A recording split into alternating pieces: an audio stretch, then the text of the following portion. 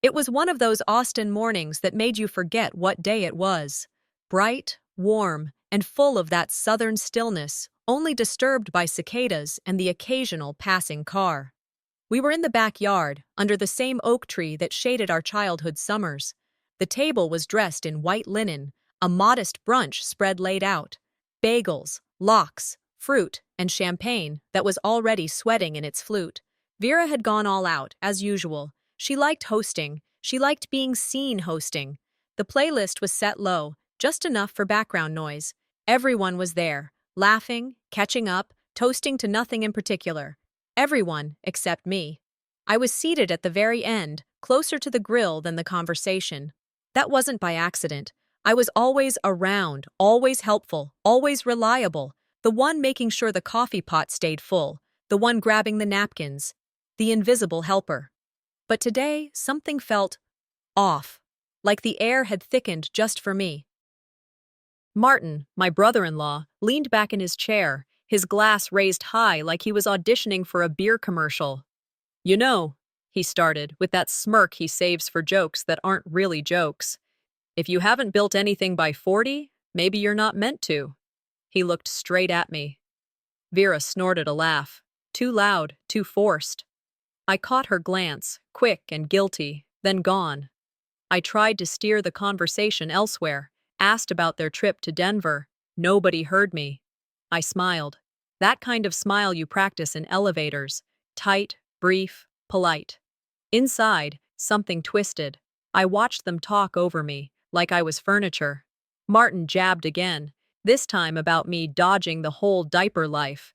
Vera chuckled and chimed in. "Freedom has its perks, huh?" I wanted to say something, not argue, not fight, just remind them I existed. But silence won again. I didn't trust my voice not to crack. Then it came. Vera raised her champagne and said, "Well, big news. I finally got the keys to Mom's condo." Cheers all around. Everyone clapped. Except me. I blinked. Once. Twice.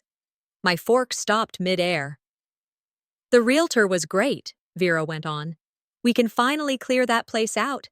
I've been waiting forever." Martin added, "You always said you didn't need much. Guess that's true." I looked at him. He was already turning away, sipping his drink. They weren't just sharing news. They were closing a chapter, one I was written out of. I didn't ask questions. I didn't want to. The answer was in how naturally they celebrated without me. It wasn't a mistake. It was the plan all along. I thought back to every birthday I hosted for our parents, every hospital run, every night I spent at Mom's side while they updated their status from vacation spots. All of it, invisible, the good daughter script. Be reliable, be kind, be generous, smile when they forget you. Applaud when they take the credit. Never ask for more, never make noise. I remembered Mom saying once, "Be the bigger person, baby. People remember who keeps the peace." But all I could think was, who keeps the peace for me? They moved on to desserts. I heard forks scrape plates, Vera joke about calories, Martin offer seconds. But I wasn't there anymore. I was back at Mom's will signing. The day it was all formalized, Vera had whispered something about handling things later. Martin said it was all clean and simple. Back then, I didn't press. I trusted. Now I replayed every conversation, every phone call that felt too brief, every document I was never shown. I saw it clearly. I wasn't absent. I was excluded, like the whole thing had been staged in a language I was never taught. It wasn't about a condo. It was about being erased, quietly, like finding out the fire was set long ago, and today was just the ash settling. I stared at my coffee cup, the steam long gone. I thought about speaking, not yelling, just asking, "When did you decide I didn't count?" But I didn't.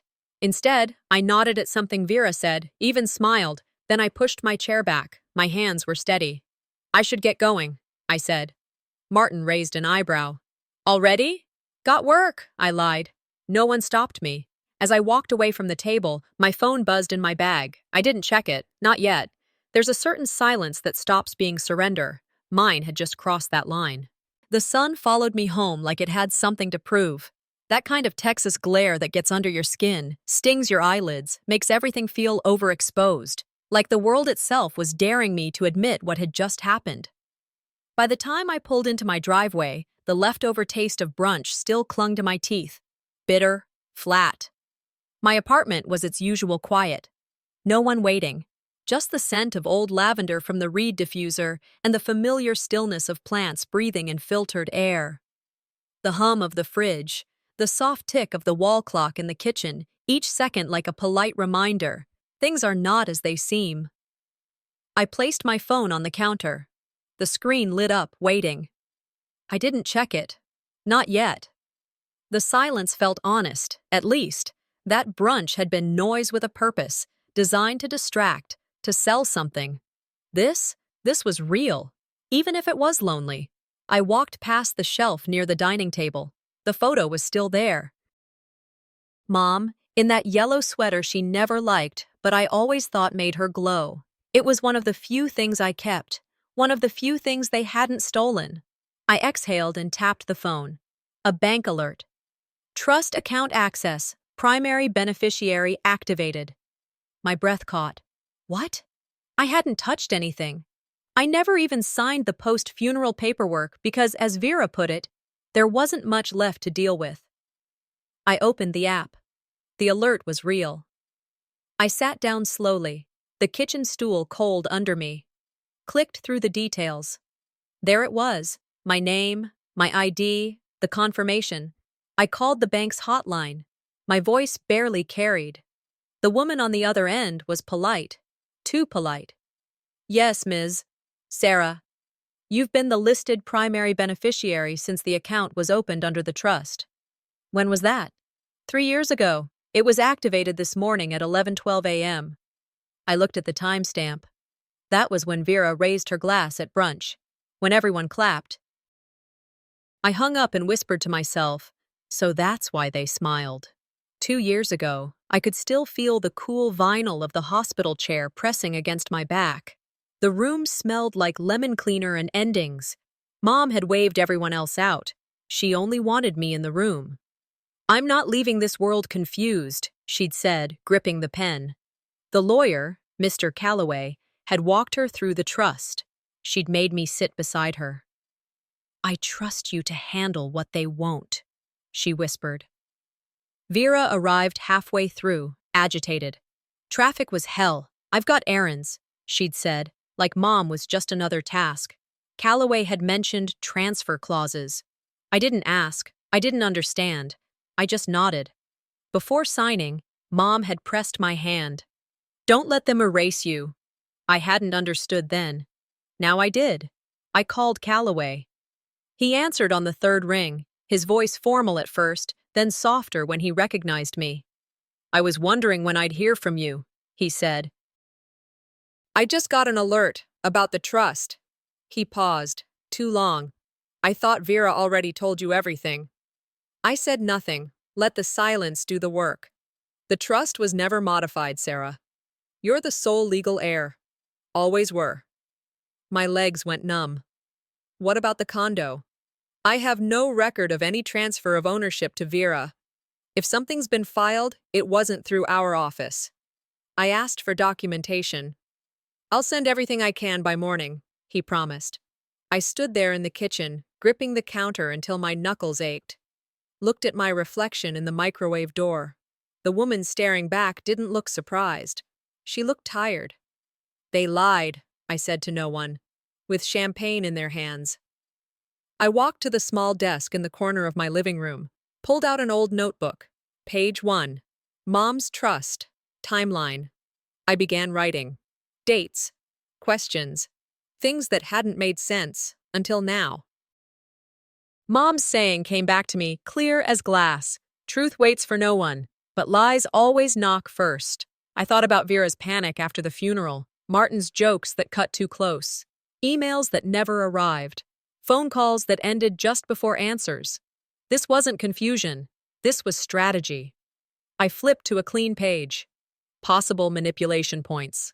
My handwriting sharpened. My pulse slowed. I wasn't spiraling. I was preparing. The phone buzzed again. This time, a message from Vera. Hope you're not mad about brunch. We were just joking. Love you, sis. No punctuation. Just enough warmth to feel like guilt.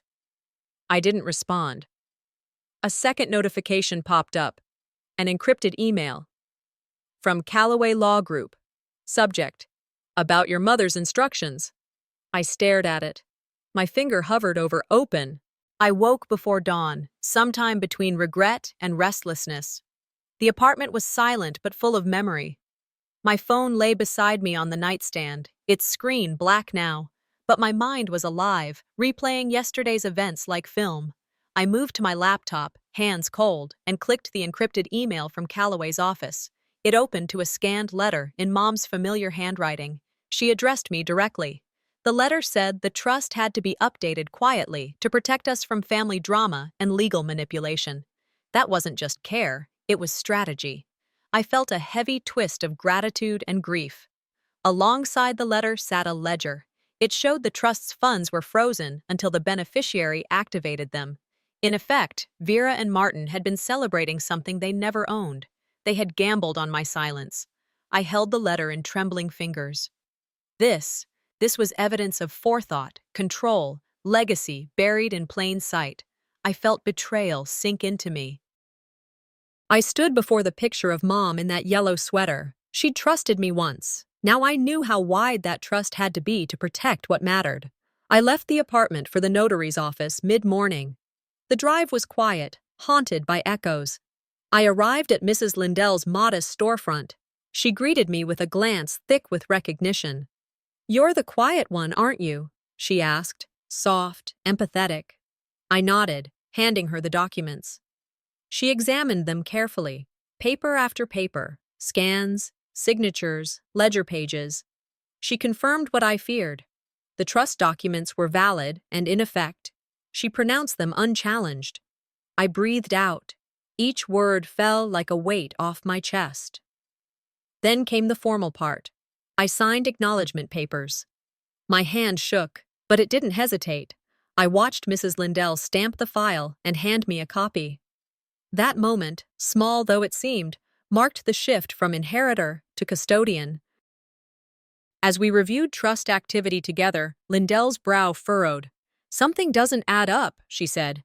She pulled up recent bank logs. "This entry," she paused, "someone attempted to access funds using your name."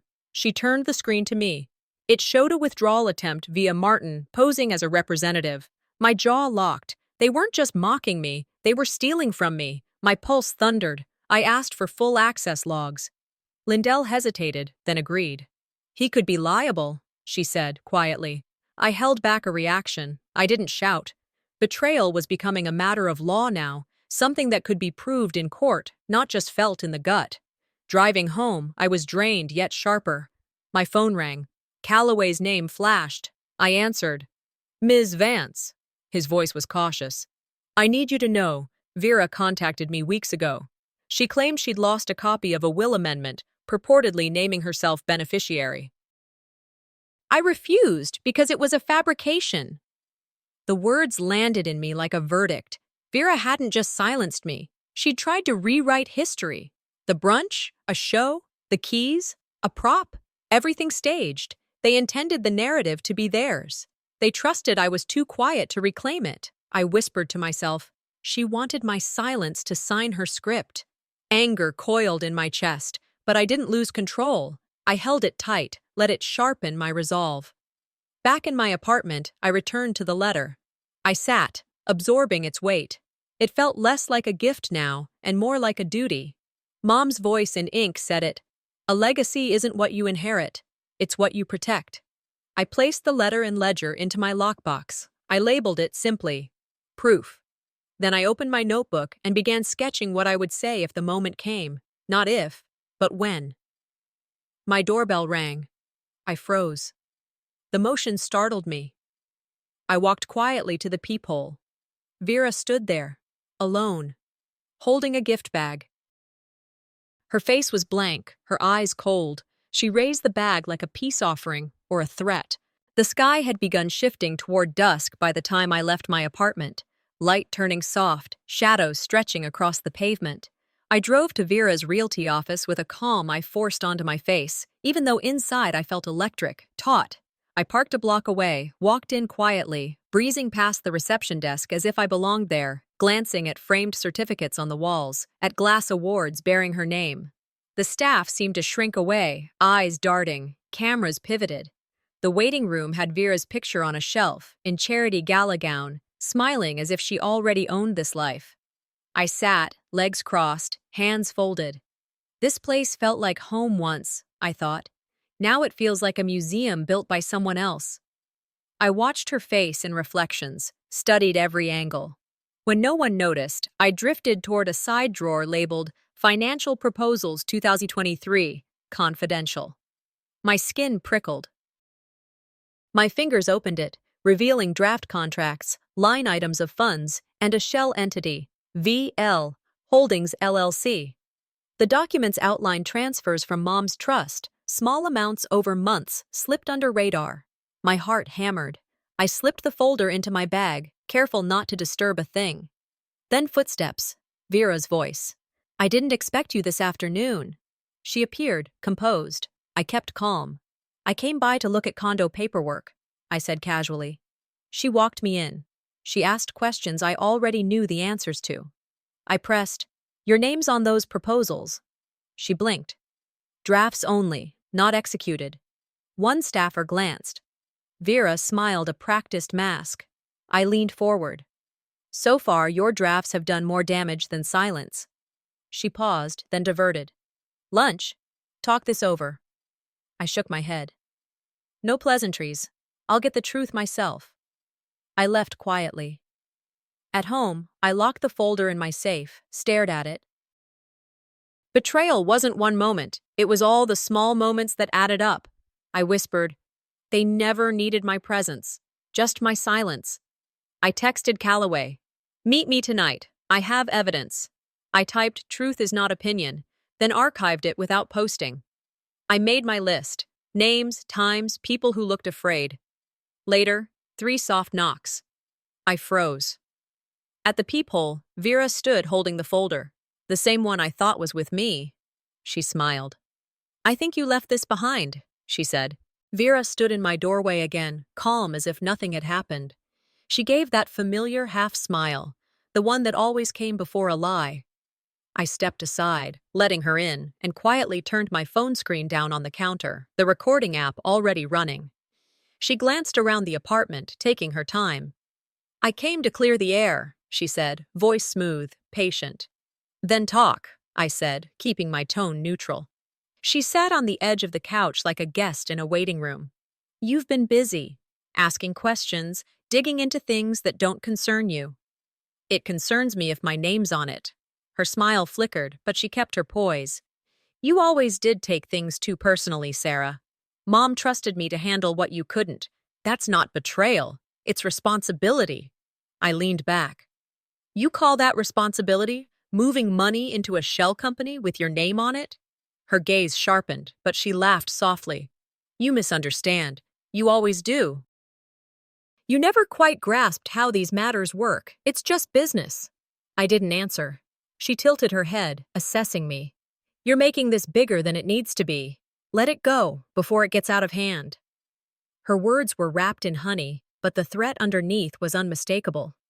I stayed still, letting the silence stretch until she looked uneasy. "You done clearing the air?" I asked finally. She stood, reaching for her bag. "You've always been dramatic," she said, walking toward the door. "Mom would hate to see you like this." When the door closed behind her, I turned off the recording. The apartment felt colder. That's when I noticed the small gift bag she'd left on the counter. Inside, a framed family photo. Mom in the middle, Vera on one side, me on the other. My face had a neat blue line drawn through it. Something shifted inside me. Not pain, not even anger. Just a kind of steady stillness. Moments later, my phone buzzed. Calloway's name lit up the screen. "Sarah," he said without preamble, "we've got a situation. Vera just filed an intent to contest the trust." I straightened. On what grounds? She's claiming coercion and possible forgery. Says your mother wasn't mentally fit when the revisions were made. If the court accepts it, all assets are frozen. She's trying to erase me. She's doing more than that, he said grimly. She's rewriting the story so you never existed in it. After the call, I opened the lockbox, spread every document across the table. Letters, bank statements, notarized forms. I checked every signature, every seal, every word. No errors, no gaps. But the air around them felt tainted, as if her lies had already touched them. I sat there a while, just breathing. The clock ticked loud in the background. Then I stood, grabbed my coat, and stepped out into the night. The air outside carried that late evening stillness, heavy, humid, the kind that holds your thoughts close. I walked a few blocks to a small cafe that stayed open late, the same one where Mom used to bring me when I couldn't sleep. Inside, I ordered a coffee, black. The barista didn't ask questions. I found a quiet seat by the window and put my headphones in, not for music, just to block out the world. I stared at the glass, my reflection faint against the city lights. Childhood memories crept in. Vera taking credit for my science project in 5th grade, Mom saying, "She just wants to help you," while Vera smiled behind her. I'd mistaken control for care for most of my life. Now, I saw it for what it was. Training. Mom used to say, "The silence of the good enables the schemes of the selfish." That line came back to me now, and I knew I couldn't stay silent anymore. I opened my laptop and started typing. The affidavit came first. The timeline, the financial trail, the witnesses, every detail documented. I listed Vera's assistant, the banker, even the notary. Evidence, not emotion. When I finished, I turned on my phone camera, looked into the lens for a long second, then hit record. "If they bury this," I said quietly, "let them bury it with me speaking." I stopped the video and saved it. Then I texted Ron, Mom's old friend, the one who once said, "Your sister's ambition doesn't stop at success, it feeds on family." I wrote, "Need to meet. Tomorrow. It's happening." The cafe had thinned out. The soft hum of an old jazz track floated through the speakers. I wrapped my hands around the warm cup, feeling the weight of the day settle into a single, simple truth. I wasn't running anymore. The barista returned to clear a table nearby and slipped me a folded note. I opened it. "Your sister asked if you come here often." I froze. Looked around. No one familiar. The couple by the window, the man reading a paper, the kid cleaning the counter. None of them looked her way. Then my phone vibrated again. Unknown number. One new voicemail. I pressed play. Martin's voice came through, calm, deliberate. "You're making a mistake you won't walk away from." The message ended. I sat there for a moment, letting the words hang in the air. The cafe lights flickered faintly. Outside, the streetlight hummed. And still, I felt nothing but resolve. They could threaten, twist, or erase all they wanted. I wasn't the same woman they once controlled. This time, I'd fight with truth. I spent the whole afternoon going over my notes. The folder was open across the table, marked withdrawals, timestamps, Vera's digital signature on documents she thought no one would ever see again. I read them until the ink felt burned into me. Then I stood in front of the mirror and practiced the one sentence that mattered. "I'm not asking," I told my reflection. "I'm stating." The words came out steady on the third try. I looked calm enough to pass for composed, but my pulse betrayed me. By evening, I was dressed and ready. Maricel's dinner invitation had arrived with the same false warmth I'd come to expect. "A little peace talk between family," she'd written. There was never peace in this family. Only performance. I slipped the folder into my bag, took one last look around my apartment, and left. The drive to her estate was quiet, the road cutting through hills that glowed under the fading sun.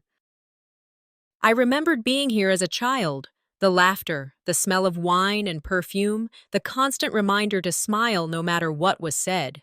Tonight, the same walls stood, but they didn't feel welcoming. They felt armored. Vera met me at the entrance in a fitted black dress and her best imitation of grace. "Sarah," she said sweetly, "you look beautiful. I'm glad you came. It's time we stop the tension." I forced a small smile. "Tension takes two, doesn't it?" Red appeared behind her, offering a brief nod. Polite, distant. The whole house gleamed with wealth, crystal chandeliers, old paintings, and the faint sound of a string quartet from the next room. But underneath it all, there was something colder, something waiting. Dinner began like a stage play, light conversation about property markets, weather patterns, a new listing downtown. Everyone performed their lines perfectly. But the tension was there, hiding in the pauses, in the way eyes darted from one face to another. Vera set her napkin down and smiled. "I have to say, I'm proud of you, Sarah. You're finally stepping up, taking initiative. It's nice to see you. Engaged." Her tone made it sound like an insult wrapped in praise. I didn't rise to it. "Funny," I said lightly. "I could say the same about you." Martin, sitting across the table, reached for the wine, but hesitated before pouring my glass. His glance toward Vera was so quick most people would have missed it. But I didn't. I leaned back. "Maricel," I said, "out of curiosity, have you had the trust accounts audited recently?" The air froze. Even the faint music from the other room seemed to vanish. Maricel let out a polite laugh. "Why, dear? Is something wrong?" "No," I said quietly. "Just wondering if anyone's actually looked." The clatter of silverware on porcelain was louder than usual. The mood at the table cracked open, calm on the surface, chaos underneath. Then Maricel stood, glass raised. "Before we ruin the evening," she said with a grin, "let's have a toast to new beginnings and to rightful heirs who know how to protect what's theirs." Her last words lingered like poison. She looked right at me when she said them. A few guests chuckled. Someone muttered, "Well said." My jaw tightened. I didn't move, didn't blink. I could feel the heat rise in my chest, that old familiar burn of humiliation. I'd been baited before. Not tonight. When the laughter died down, I folded my napkin neatly and spoke. "If we're celebrating truth," I said, "then let's start with some facts." The room fell silent. I reached into my bag and placed the folder on the table. "These are copies of trust withdrawal drafts," I said evenly. "Several unauthorized transfers to a shell entity controlled by Vera. Small enough to look like rounding errors, big enough to matter over time." The color drained from Vera's face. Rhett looked down. Maricel didn't move. I continued. "The signatures match hers. The bank logs confirm it. I've kept copies off-site, of course." No one said a word. A few guests exchanged uneasy glances. Maricel's tone cracked for the first time. "You don't understand the context." "I understand enough," I said quietly. "You've been calling it family business. I call it theft." The air was thick with the kind of silence that can't be repaired. No yelling, no chaos. Just the weight of truth landing where it hurt most. Vera finally spoke, voice shaking just slightly. "You always make things sound worse than they are." I looked at her, calm and cold. "Only because they are." That ended dinner. One by one, the guests left, murmuring excuses, pretending not to take sides. I gathered my things slowly, methodically. My hands trembled, not from fear, from restraint. Years of being told to stay quiet had trained me too well, but something had broken tonight, and it wasn't me. I stepped into the guest room down the hall, closed the door, sat on the bed. For a long time, I didn't move. The tears that came weren't soft, they burned. I wiped them away before they could fall, whispering to myself, "I will not shrink to make someone else bigger." Then I stood and opened my briefcase again. The folder was still there, still heavy with proof. I double-checked every page, locked it, and set it on the chair. Tomorrow, Calloway would file the motion. The truth was no longer a secret. It was evidence. Just as I reached for the light switch, my laptop pinged. I turned to the screen. One new message. Subject: Court order. Freeze all assets. I opened it, my heart steady now. The order was real, effective immediately, everything frozen until the hearing. For the first time in months, I smiled. They'd tried to silence me, but now, legally, they couldn't touch a single dollar. The email sat open on my screen like a slap I hadn't seen coming. Court order, freeze all assets. That was the subject line. My name was there, listed alongside Vera's, Martin's, and Maricel's. Every cent tied to the trust, locked down. Temporarily, the email said, pending review. But I knew what this was, their counterpunch. I didn't sleep that night. I paced the living room, the hallway, even the bathroom. Not because I thought better ideas would show up, but because staying still made it feel more real. I kept hearing my lawyer's voice in my head. This is their way of buying time. They want to stall, wear you down, make you doubt. By morning, I was sitting at the kitchen table, writing my response. Not for the court, yet, but for myself. I needed to put it down. Everything. What I saw, what I suspected, what I had proof of. I made a copy of every folder, printed backups, tucked one into a shoebox under the sink, just in case. Truth needed protection, too. That afternoon, I met with Judith, the family friend who used to be Maricel's financial advisor. She looked older than I remembered, but her mind was still sharp. I handed her a sealed envelope. I don't want you in the middle, I said, but I need someone outside the circle to know what's going on. She nodded once. You're smarter than they gave you credit for. At home again, I reviewed every name on my witness list. I knew not all of them would be brave enough to speak, but some had seen too much to stay quiet, especially Alan, Vera's assistant. I left him a voicemail, not asking for loyalty, just for honesty. Sometimes they're the same. Sometimes they're worlds apart. That evening, I received an envelope slid under my door. No return address. Inside, a single-page printout of an internal memo, dated 6 months ago. It outlined a proposed redistribution strategy for the trust.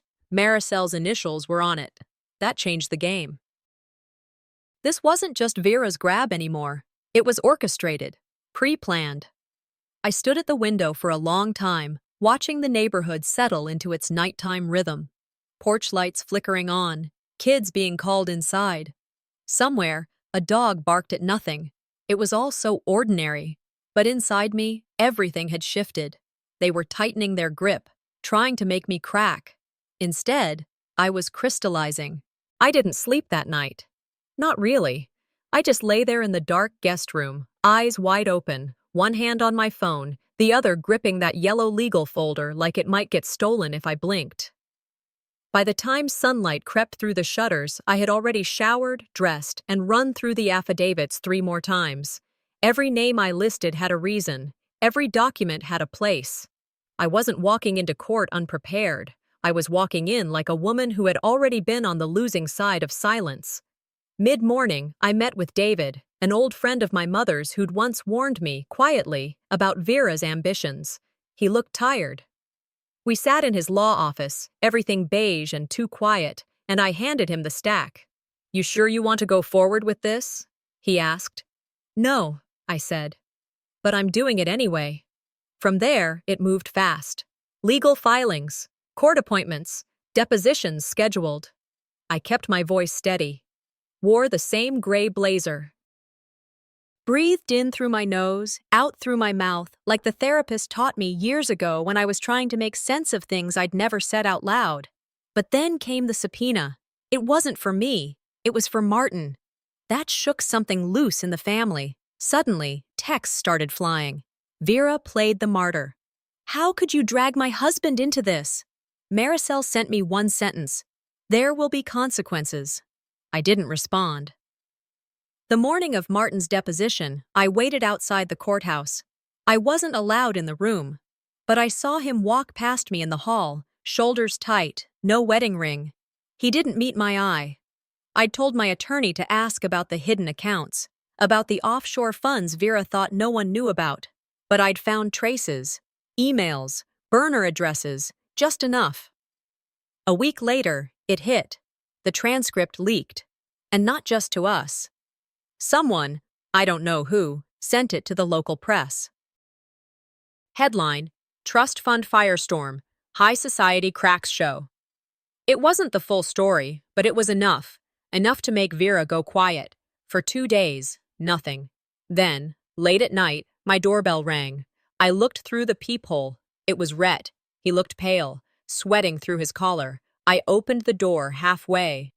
"You need to see something," he said, voice barely above a whisper. "It's about the accounts. Vera's been hiding more from everyone." I stared at him. "Why now?" His voice cracked. "Because she threw me under the bus." He handed me a flash drive. I didn't invite him in. I closed the door, sat down at my desk, and opened the files. What I saw, I can't even describe it right.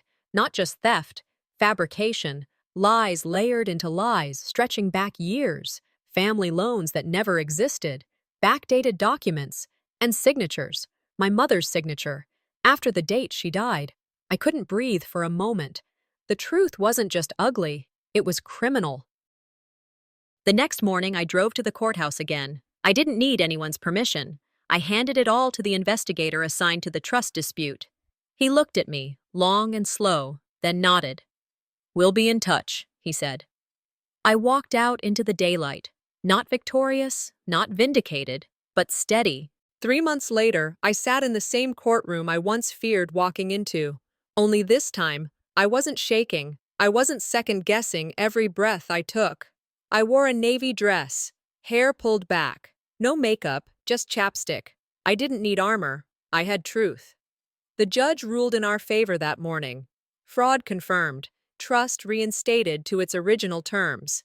Vera's claims dismissed with prejudice. Maricel's connections, whatever power they thought they had, meant nothing under oath. Martin never showed up. Rhett moved out 2 weeks before the hearing, sent me a voicemail I haven't replayed since. I didn't celebrate when the gavel dropped. There was no applause, no champagne waiting, just paperwork, a few quiet nods from attorneys. I gathered my things, thanked David, and walked out the front steps into a gray afternoon that felt, somehow, more honest than any sunny one. When I got home, the first thing I did was take my mother's letter from the safe. I read it again, this time not looking for clues or strategy, just her voice. She hadn't written much, but it was clear. She knew, she always knew, about Vera, about the pressure, the manipulation, and she still left it in my hands. Not because I was the smartest or the strongest, but maybe because I wouldn't let fear make me small again. The house felt quieter after that. Not empty, just settled. I boxed up the case files, labeled them plainly. Closed. Sent copies to the court. Burned the rest. Vera hasn't contacted me since the ruling, neither has Maricel. But I heard through a neighbor she sold the Austin property, moved out of state. Maybe that's a kind of peace, too. I'm not angry anymore. I'm not even hurt. What I feel now is space. Space to breathe. To build without fighting every inch. To remember who I was before family became a battlefield. Last week, I had coffee with Martin's first wife, the one everyone used to whisper about. She said one thing I'll never forget. Sometimes surviving them is the loudest thing you'll ever do. She's right. I didn't scream. I didn't break things. I didn't even raise my voice. But I stood and I didn't move. That's what remains. Me.